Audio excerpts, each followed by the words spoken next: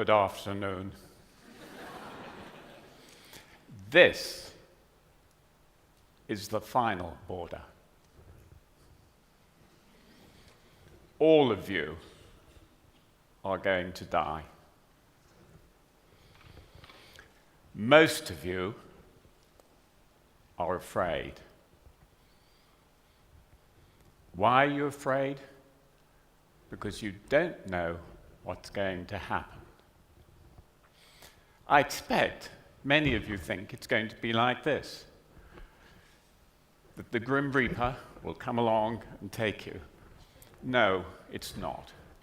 It's much more like what the man thinks. I thought it was going to be my mum. Actually, our data shows that it probably will be your mum, or a group of dead relatives, happy dead relatives, who come to collect you. So, what do we really know about dying? In the 1970s, Raymond Moody published a book. This was a fantastic book. It told wonderful stories about people in America who, after a cardiac arrest, came back with having gone down a tunnel, having met a being of light, all that sort of thing.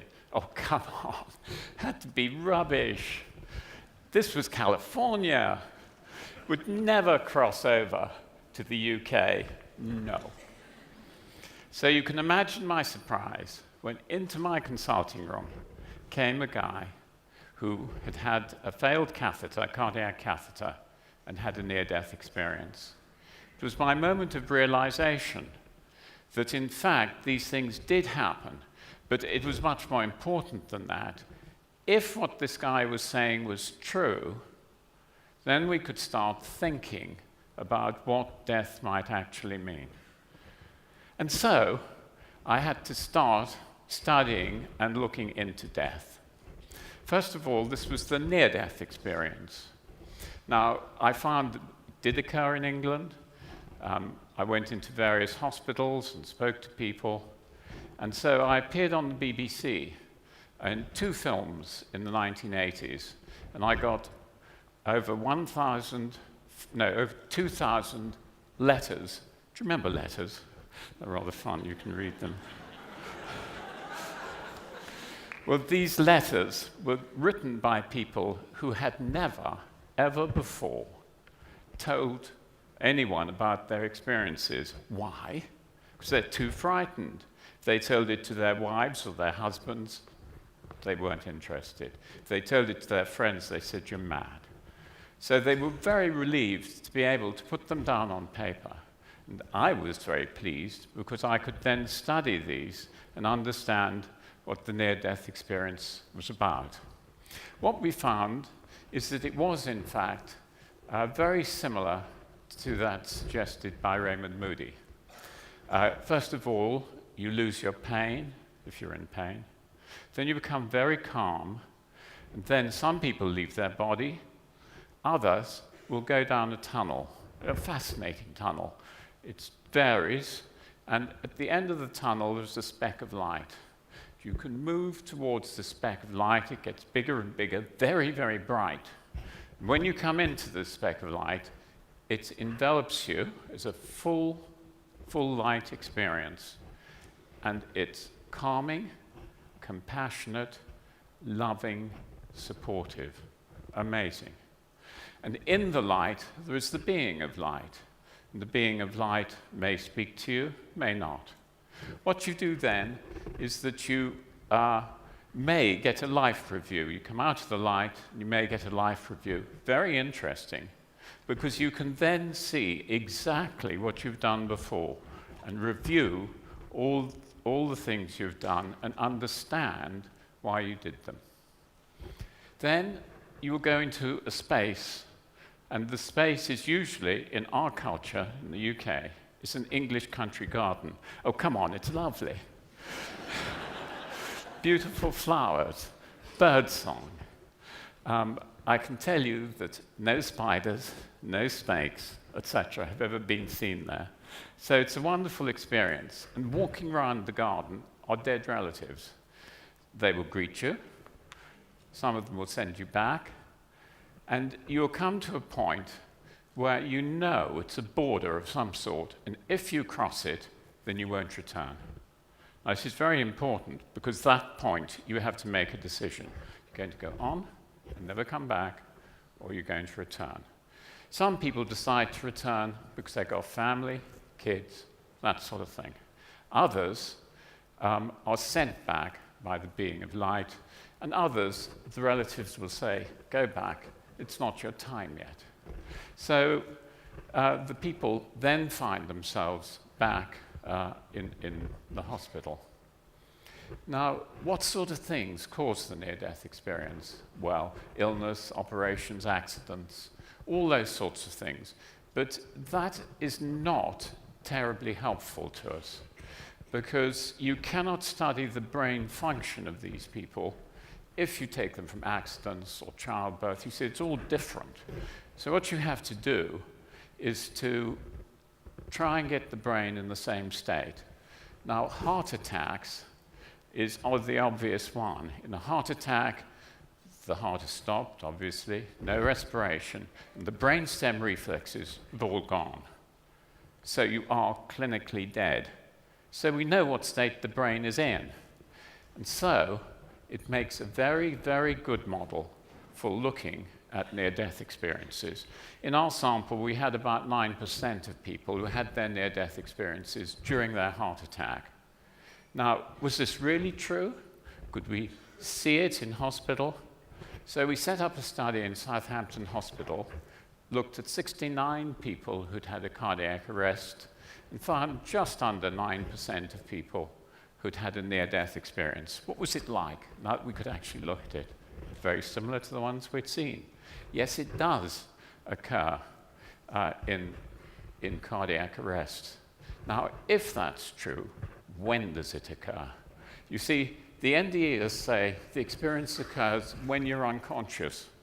Now, if that's true, that you can get these experiences when you're unconscious and the brain isn't functioning, then it would make a very good model for the beginnings of death. Science says this is impossible, it's ridiculous. Fenwick, go home. Because the argument is that consciousness is created by the brain. So if I'm saying you the brain isn't functioning and there's consciousness there, it doesn't fit easily into our modern scientific paradigm. So we had a little look further at this, and I've drawn you a cartoon as to what happens to the consciousness when the heart stops. You see, the consciousness is high at the beginning, heart stops, there's a rapid fall in consciousness to unconsciousness, so the experience can't happen then. When the heart restarts, it's confusional. People don't know where they are, what's happening, all that sort of thing. But the near-death experience is very, very lucid, very clear. And so this confusional arousal means it can't happen then. So when does it happen? They say, that's the NDEs, it happens when they're unconscious. So we argue that possibly they're correct, and that this is the time that it happens. Now you have to understand that that's against our current understanding in science, but nevertheless, run with the data, don't run with the current model if it seems to be wrong. Now, if what I've told you is correct, then it means that the near-death experience is a good model for the dying process. You'd all agree with that. So let's look at dying and see what it's like. So what we did is we went into nursing homes, hospices, we talked to palliative care teams, we did this in the UK, we did it in Holland, and our questionnaire has been given to people in Ireland. And we've come up with a lot of ideas about what actually happens when you die. But much more than that, I went on radio and television and got stories. We got over 1,500 stories about what people say happens when you die. And so what I'm going to do now is tell you some of these stories about what happens when you die. And so we're going to start with the first stage, and that is premonitions. So here's a story about somebody who had a premonition. A premonition means that you know you're going to die. I was puzzled when my husband, who was a young man in good health, suddenly started to put all his affairs in order. So he's young, he's got a family. Wrote his will and told me he was going to die. I laughed it off. But 3 months later, he was making a routine flight and the plane crashed. So he did in fact die, and it seems as if that was a warning for him. He also said that he had completed everything he'd come for to this world, although I'm not sure that I understand exactly what that means. So let's make a picture. Do you see premonitions on the left-hand side of your screen? And that is the first stage in coming to die. Now, another very frequent occurrence is deathbed visions. They're actually in all cultures. They're not specific to our culture. The content of them tends to go with culture to some extent. But in our culture, they're totally fascinating. What usually happens is that the dead relative comes into the room where you are, and they will talk to you. They're very supportive, very helpful. And they say they're going to be with you when you die. So here's a story. Just to remind you, do you all know that, Giotto fresco? Don't you wish that, well, don't the men all wish that they were St. Francis, getting those lovely angels to come and look after them? Well, we're not St. Francis. Here's the sort of things, the sort of stories that we get. She spent around 4 hours talking to 2 men. This is in a hospice, shifting her gaze between 2 different spots in the room. One of them was her brother, who had died the previous year, and the other was somebody older, perhaps her grandfather. During this whole time, she was very animated, happy, and extremely lucid, unlike the rest of the time. And the conversation ended with her waving goodbye to them. Now, who sees these? Well, the dying, obviously. Sometimes the relatives, more often children, very occasionally the hospice staff. So they tend to be mainly seen by the dying. So we can put next deathbed visions. But one thing you must know, and do remember this, is that some of them say that they're going to come back on a particular day to help you with the dying process, to help you cross the border. And if you know that, you can ask them if they'd probably come back a few days later. You can negotiate with them. Not because you want to go to a party or do something like that, but because a member of the family who isn't there and is coming, and they will wait for that. So the next thing, well, not the next thing, but another thing which happens is, to me, one of the most interesting things of all. Do you remember I was telling you about this area that people go into with love, light, and compassion? Well, this is exactly what we find. Some people are in and out of what they call another reality. What's the reality like? Very like the one which I've been describing to you. Except this time they're spiritual beings, they're dead relatives. They all say to you that they're going to help you cross when you die. And so here's the sort of thing, the sort of story we get. My father was at his father's bedside, deeply distressed, but my grandfather quietly said to my father, "Don't worry, Leslie, I'm all right. I can see and hear the most beautiful things, and you must not worry." And he quietly died, lucid to the end. So that's very helpful, isn't it? It isn't, in fact, this horrid blackness that you're all thinking of. It's really quite different from that. So this is an example of the alternate reality. They describe it as very beautiful, flowers everywhere, light, and love. So let's come on now to death itself. And death is a totally fascinating time. The things that happen are quite amazing. One of the things is it shows our connectedness, or our interconnectedness. And deathbed coincidences are one of the major features.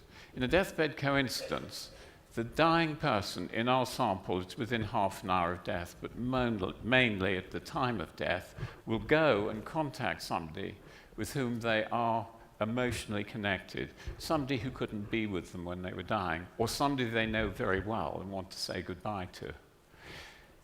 Here's just such a story, and see if you like it. A father told me that he awoke during the night to see a column of light at the end of his bed. As he watches, the column of light opens and his son appears to say he is dead, but all right. He says goodbye, re-enters the light, which then slowly fades. Now, quite often you get a message. The one I've given you is in a dream. They're lucid, they're narrative. But if you were awake, you feel it as something very important has happened. You have to go and telephone. Sometimes the person will give you a message themselves when you're awake, but that's not quite so common. It's usually a very strong emotional feeling. So then, let's consider what actually happens at the time of death and why I say it's so interesting. Clocks stop. Don't know if in Germany you have the song My Grandfather's Clock. I don't think you do, which stopped dead, never to go again, when the old man died. Well, mechanical clocks do stop. Watches stop, showing the time of death. Do electronic ones stop? Yes, they do. We have stories of all of these. So there is some relationship between the clock and the person. Animals.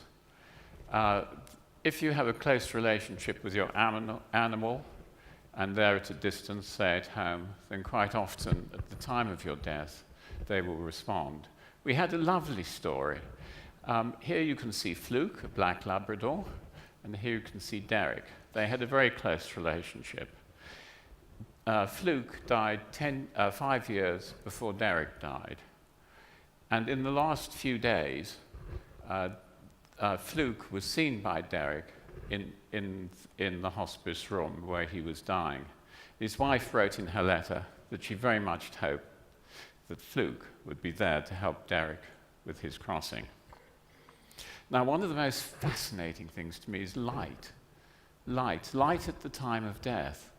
Now, you get radiant light, which shines from the person all around and may be seen shining outside the hospice room.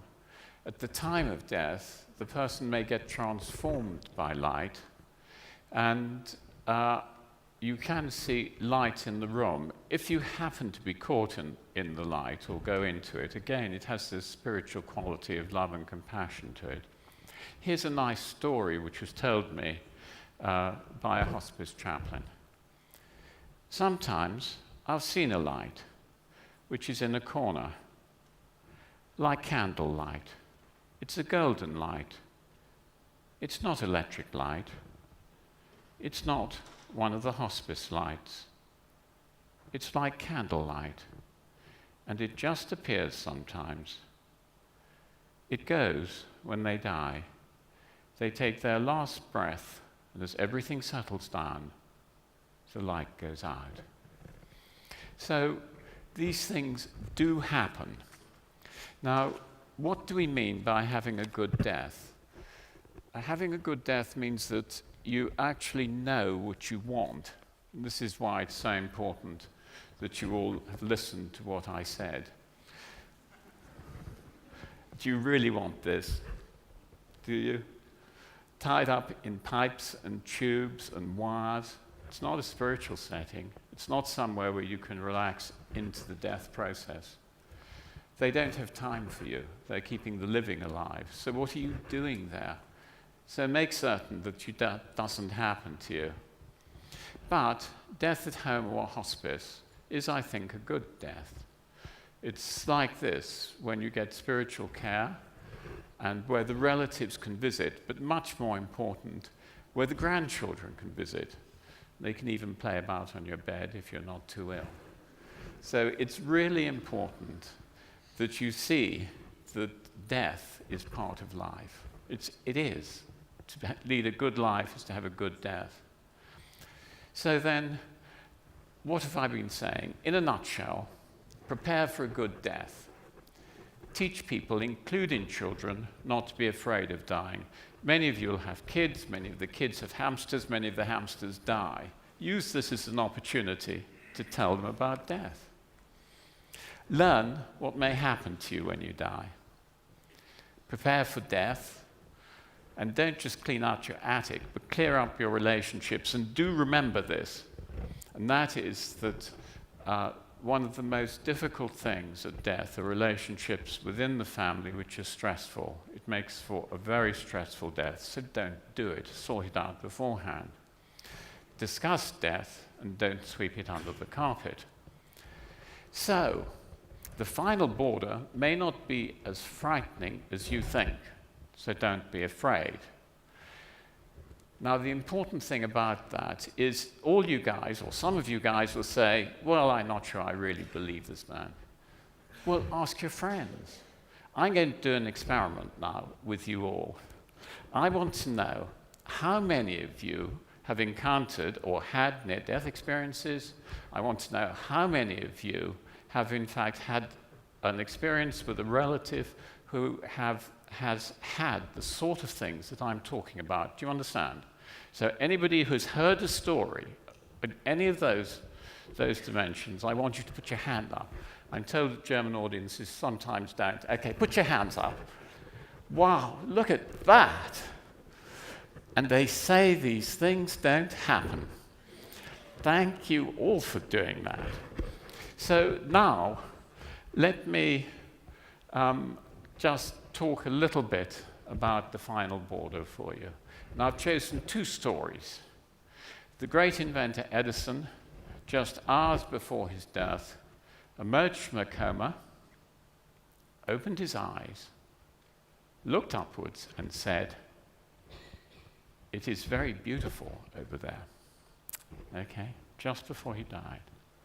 And this one you all know, but I want you to take part in it just to show that you understand. Steve Jobs. According to his sister, as he died, Steve Jobs looked into the middle distance and said in wonder, "Wow, wow." Now, to show me that you understand what I've been saying, and you've got this message of hope, I want you all to join with me on the third wow. So I'm going to count up to 3. 1, 2, 3, wow. Okay, ready? 1, 2, 3, wow. Hey.